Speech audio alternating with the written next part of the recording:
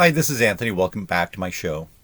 Just as the worldwide pandemic is perhaps starting to come to a close and the world normalizes, a devastating and senseless war has started on the edge of Europe.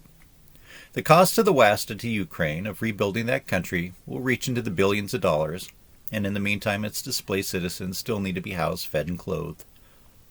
Russia's economy is being shattered by the sanctions put on it in response to its war crimes. They are a large producer of petroleum, among other raw materials, so prices on those have gone up in part because of the war. But in the case of oil, it has already been creeping up due to increased demand as the world recovers from COVID. In the United States, we're facing an inflation rate of about 10%, which is the highest that it's been in decades. And after a number of years, broad stock indices are now in, or at least have dipped into correction or bear territory. Out of all of this has come warnings about food shortages, in particular a decline in the amount of wheat being produced in Ukraine and Russia. Ukraine used to be called the breadbasket of Europe, and while I don't have any hard facts, my gut feeling is there's not a lot of wheat being planted for this season currently in Ukraine. I would also guess that a lot of what is being produced in Russia might be sanctioned and not end up in the world market. So is there a way to profit from this increase in wheat prices if one thinks that prices will go up due to these various factors, in particular military events in Ukraine? I'm going to provide some ticker symbols, but I'm not suggesting that anyone buy these.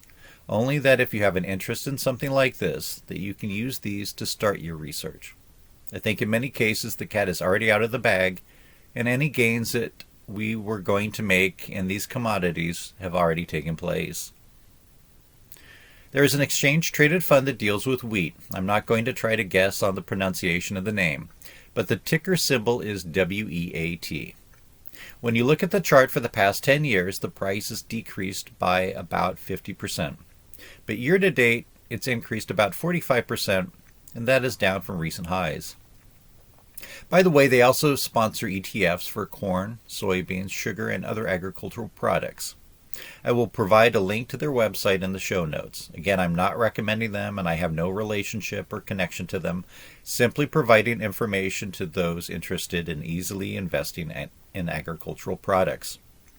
There is the United States Oil Fund, ticker symbol USO. I've owned this ETF a couple times in the past and made just a little bit of money on it. Obviously, the last time around I should have held on by looking at this chart. Some people are still what we call gold bugs or silver bugs. I don't think that investing in gold or silver is all that good of an investment. I argue that these metals are not a good long-term hedge against inflation, and I've made one video about investing in gold ETFs and two in silver ETFs. If you disagree with me and you think that it is a good investment, or even a form of inflation insurance, please watch my videos, which are episodes 29, 30, and 41. And lastly, what about Bitcoin? Wasn't that supposed to be the secure system for the ultra-rich to store their wealth that can't be confiscated by governments and can't be stopped at borders? Well, looking at the year-to-date chart for Bitcoin, it seems to just be somewhat correlated with the stock indices. You would think that in the largest country on earth with lots of shady oligarchs and a plunging domestic currency, the situation in Russia would cause Bitcoin to go up on increased demand. But that doesn't seem to be the case. I'm very skeptical of Bitcoin and all cryptocurrencies at this point, but I do have a few shares of a Canadian Bitcoin miner called Hut8, ticker symbol HUT. The shares trade in Canada and the United States and roughly approximate the moves on the Bitcoin chart. Remember, I'm not encouraging anybody to invest in anything that I talk about here, but if you do have a little bit of money that you want to put a small amount of your portfolio into Bitcoin, Hut8 around the $5 to $6 range might be an easy way to get into that type of investment. One confusing thing to keep in mind is if you're an American and buy it on an American exchange, you're going to be paying for it in US dollars. But sometimes when you go to look up the price on the internet, especially using Google, it will show you the price in Canadian dollars. Again, I'm not presenting any of these as suitable investments, only that they are easy to buy and sell during market hours for those people who have already done their research and believe that these types of products are appropriate for them.